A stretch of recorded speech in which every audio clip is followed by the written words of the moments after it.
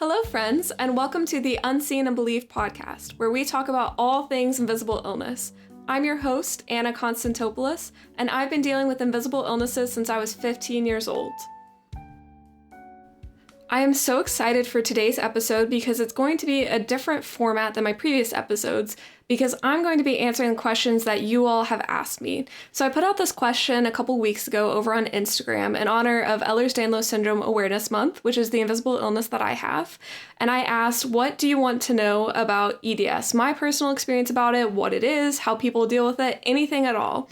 And y'all came through with the questions. I got so many, and so I'm going to try and go through as many as I can today. And if you don't hear a question that you asked, or if there's one that you wanted to ask and you didn't see that on Instagram or you're not on Instagram, please feel free to message me on any social media platform. I respond to every single message I receive. I do it every single morning because your questions matter to me, your experiences matter to me, and I am by no means a person who knows everything about Ehlers-Danlos Syndrome. You know, I am not a doctor, I'm not even a medical student, but I have been living with it. I mean, technically my entire life, but I didn't get diagnosed until I was 17, and I've done a lot of research on it. I've talked to a lot of other people who've dealt with Ehlers-Danlos Syndrome, and if you're curious, you can go check out those episodes in season 1. But I'm really excited today to answer the questions that you all have asked me, not just in a text or a DM, but over the podcast. And I feel like that's so much more personal, and I can share so much more about what I've been through. This episode is kindly sponsored by Innate Rejuvenation.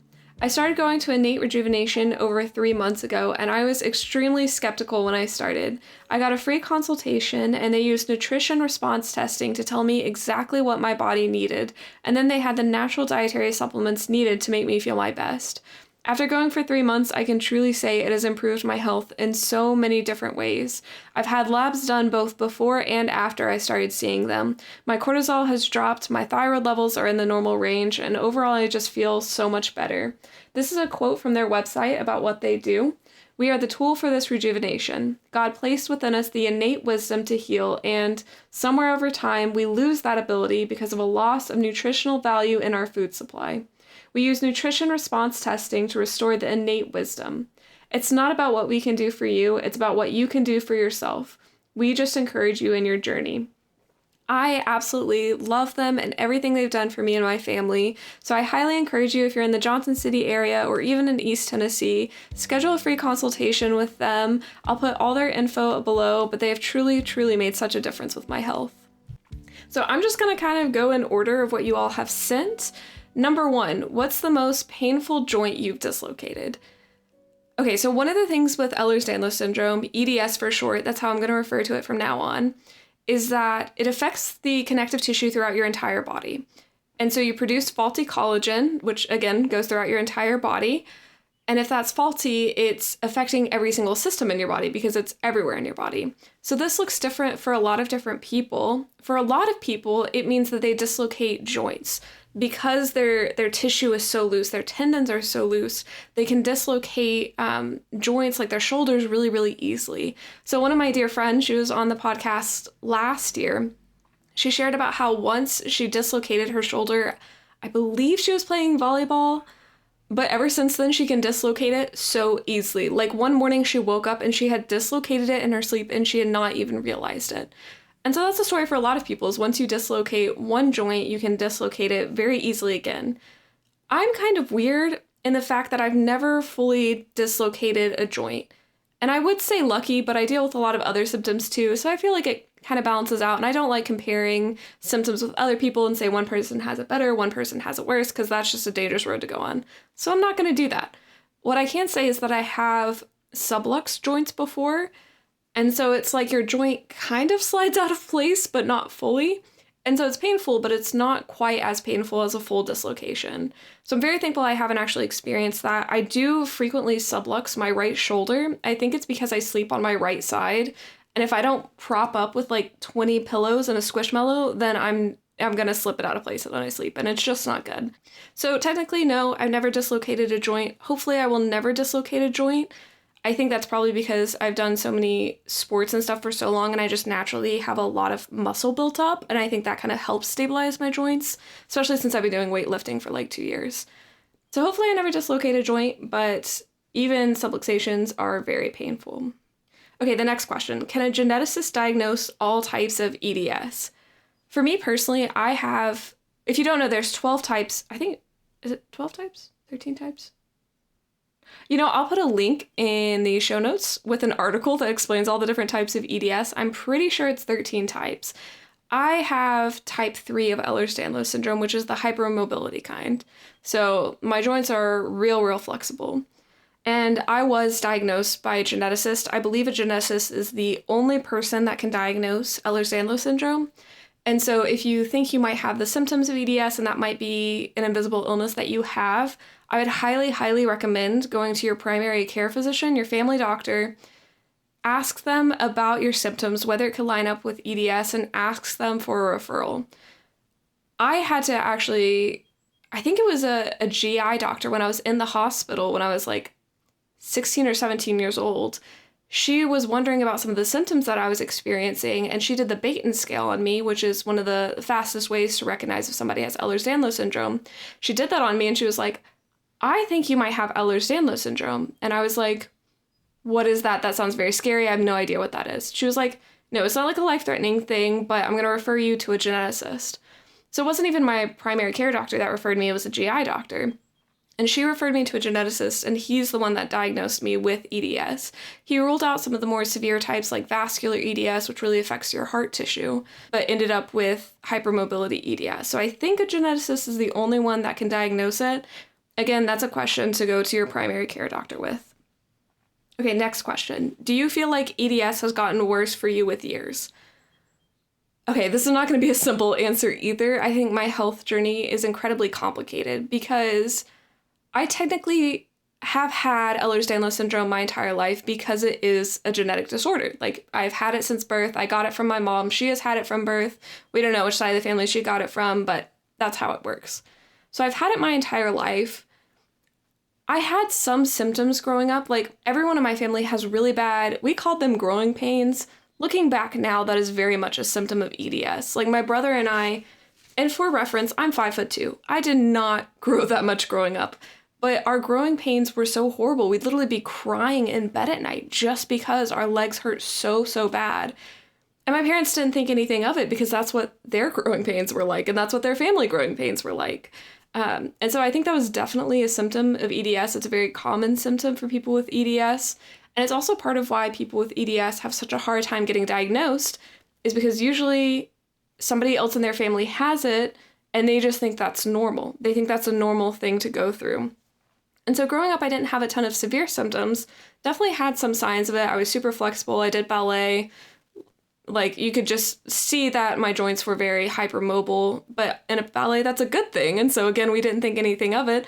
My mom was a ballerina. She was very flexible. So she was like, oh yeah, that's great. Works out great for you.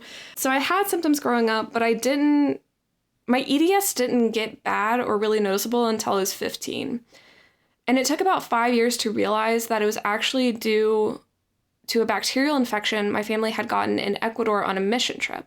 And we had that infection. This is the very Spark Notes version of this story. Maybe one day I'll do a whole podcast on this, but it's a wild story. But it took 5 years for us to get diagnosed with this infection from Ecuador. And so we realized that all the inflammation that the infection was causing was what had triggered all of my heart problems and my EDS symptoms. So my joint pain became horrible. The fatigue was unbearable. I was passing out, and I didn't know what POTS was at the time, but I think I probably developed it around then because I could barely stand up without passing out. I had to quit ballet and soccer. I was homeschooled because I couldn't go to school. Horrible headaches, horrible stomach problems. I mean, this is kind of gross, but I couldn't keep any food down. I was throwing up probably 4 to 5 times a day for like 2 or 3 years. Absolutely horrible, and doctors had no answer for me. And so technically, yes, my EDS did get worse over the years, but it was because I had an undiagnosed infection that wasn't being treated. And so I think I've gotten to the point now where I still have symptoms of EDS. I always will have symptoms of EDS, but I can manage it well as long as there's not something else that's popped up, like a weird infection that you get from Ecuador and you don't know about for 5 years and you have to be on antibiotics for a year to treat. And so I think EDS can get worse for a lot of people. One of the things that's helped me not let it progress has been to continue working out Even if I can only work out for 10 minutes a day, I know that consistently strengthening my muscles will continue to stabilize my joints. And that has been one of the best things I have done for EDS. And I would say my joint pain has been really stable over the past year. And I think that's primarily due to strength training and diet. I eat a very anti-inflammatory diet now, cut out sugar, gluten, dairy, processed foods. I still have them like occasionally, but I cut them out very strictly for 6 months. And now I'll have them like once, maybe every 2 weeks. And let me tell you, I can feel it when I eat that. I can feel immediately the joint pain starting again when I eat something like gluten or dairy. And that might not be true for everyone, but I know that I have allergies to those things. And so that makes my symptoms worse. So I think that's a very individual case. You don't know if EDS is going to get worse for you, but I think there are a lot of things you can do to prevent that and to manage it. And this is the last question I'm going to end with. It's, what's something that's still a struggle for you? I think joint pain is always going to be a problem with me. Again, like I said, I'm very thankful that I haven't had any super major joint injuries, so I haven't had any dislocations, but I still deal with pain on a daily basis. And it doesn't matter how healthy I am, how functional I am always in pain. That sounds really dramatic. Sometimes it's a low-level pain. Sometimes it's just like a throbbing in my hip when it rains, because apparently I'm a 90-year-old woman. But sometimes that pain has been debilitating. There were a couple years where I was unable to play piano at all because the joint pain was so bad. And I've been playing piano since I was 5 years old. It is my favorite thing to do in my free time.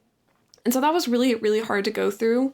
But after I got the undiagnosed infection from Ecuador, after I got that treated, I did a lot of physical therapy things with my hand, the paraffin wax baths, hand strengthening exercises. My piano teacher gave me this book of hand exercises to strengthen your fingers. I don't know, but it works really well. So I would do that every single day. So joint pain has always been difficult. I'm thankful now that it doesn't prevent me from functioning. I can play piano now, I can exercise, I can do all these different things. And I also, and this might be weird, but I brace my joints before I go to sleep if I've done something that could potentially aggravate them. So if I've practiced piano for a long time the day before, I'll put on my compression gloves and I'll sleep in those. And then I wake up in way less pain than I normally would. Same things with like knees and ankles. If I ran that day and it started to kind of hurt a little bit, I would just wrap them up before I go to sleep, and then I'd feel a lot better in the morning. So joint pain, I think, is always going to be a struggle for me, but I'm thankful that I've learned how to manage it and figured out what works for me for the past couple years. And to me, I feel healthy as long as my condition does not hold me back from doing what I want to be doing. So if I'm in a lot of pain, but I can exercise and I could go hang out with my friends, that's a good day for me, because who cares if I'm in pain at the point? Like, I still get to do what I want to be doing. I still get to do the things that I love and care about. And so for me, that's kind of my measure of health. And so that's always going to be a struggle for me, but I'm grateful that it's not any worse. I'm grateful that I've learned how to manage it. So I think that's all I'm going to go through today. I've been talking for like 20 minutes, and I always hate hearing myself talk. I'd much rather interview people. So if you want to be on the podcast, just shoot me a message. But thank you all so much for listening to this. I hope this has helped you understand a little bit more about what Ehlers-Danlos Syndrome is, how it affects people, and ways you can be managing it if you have it. Now, today is the last day of Ehlers-Danlos Syndrome Awareness Month. So if you would like to support Ehlers-Danlos Syndrome awareness, if you'd like to support an organization that's researching it, who's providing help to people with this illness, I personally love the Ehlers-Danlos Society. They have done so much good work for people with EDS. And so in honor of them, I am selling my children's book for only $10. And if you buy that, all of the proceeds will be going to the Ehlers-Danlos Society. In addition to that, I will also be donating my children's book to a classroom, completely free, just so that they can have a resource for kids with invisible illnesses. And it teaches kids how to be understanding and kind to kids who might be dealing with disabilities of any kind. So the link will be below. It's also on my Instagram. And even if you just want to make a donation, that would mean so much for people with EDS. Thank you so much for listening to this episode. If you enjoyed it, please feel free to leave a rating or subscribe for future episodes. It's a small action, but it really does help to spread the word about invisible illnesses. And remember, even though invisible illnesses are unseen, they should be believed.